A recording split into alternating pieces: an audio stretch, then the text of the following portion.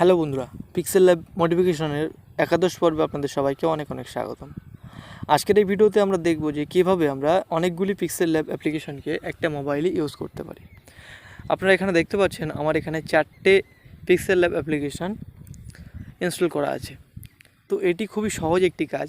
এর জন্য আমাদের এই যে এপিকে এডিটর প্রো এই অ্যাপ্লিকেশনটিকে ওপেন করতে হবে এবং এখান থেকে সিলেক্ট এপিকে ফাইলে ক্লিক করতে হবে যদি এপিকে ফাইল থেকে থাকে। আর যদি এপিকে ফাইল না থেকে থাকে তাহলে আপনারা সিলেক্ট অ্যাপ ফাইলে ক্লিক করতে পারেন, করে এখান থেকে যে কোনো একটি অ্যাপ্লিকেশন নিতে পারেন। যেমন ধরুন এখানে যে পিক্সেল ল্যাব মড যেটা আছে, ডার্ক মড, এটাকে আমি বেছে নিচ্ছি।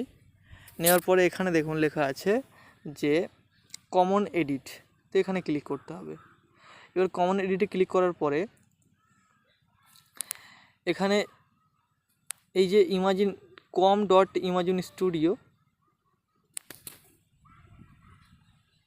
এখান থেকে আমাদের কেটে দিয়ে লিখতে হবে কম ডট, আমরা যে নাম দিতে চাই, ধরুন আমি দিচ্ছি এখানে কম ডট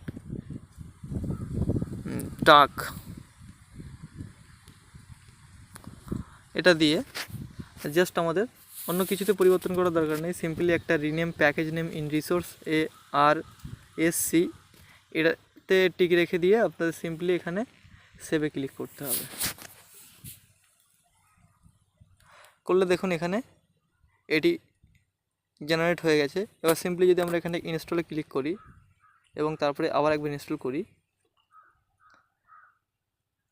তাহলে আমরা দেখতে পাবো যে আমাদের এখানে দুটি ডাক তৈরি হয়ে গেছে। দেখুন এখানে দুটি তৈরি হয়ে গেছে। এরকম করে আমরা আমাদের ইচ্ছা মতো পিক্সেল ল্যাব বাড়িয়ে নিতে পারি। আমাদের যতটুকুলি প্রয়োজন আমরা ততগুলি পিক্সেল ল্যাবকে ইনস্টল করতে পারি। এটি খুবই সহজ একটি কাজ। তো আশা করছি আপনারা বুঝতে পেরেছেন যে কীভাবে আপনারা বিভিন্ন নাম দিয়ে বিভিন্ন লোগো দিয়ে আপনাদের পিক্সেল ল্যাব অ্যাপ্লিকেশনগুলিকে একই মোবাইলে ইউজ করবেন।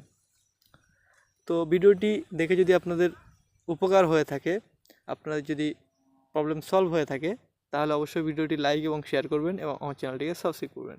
ধন্যবাদ বন্ধুরা, দেখা হচ্ছে পরবর্তী কোনো ভিডিওতে। সে পর্যন্ত সুস্থ থাকুন, ভালো থাকুন।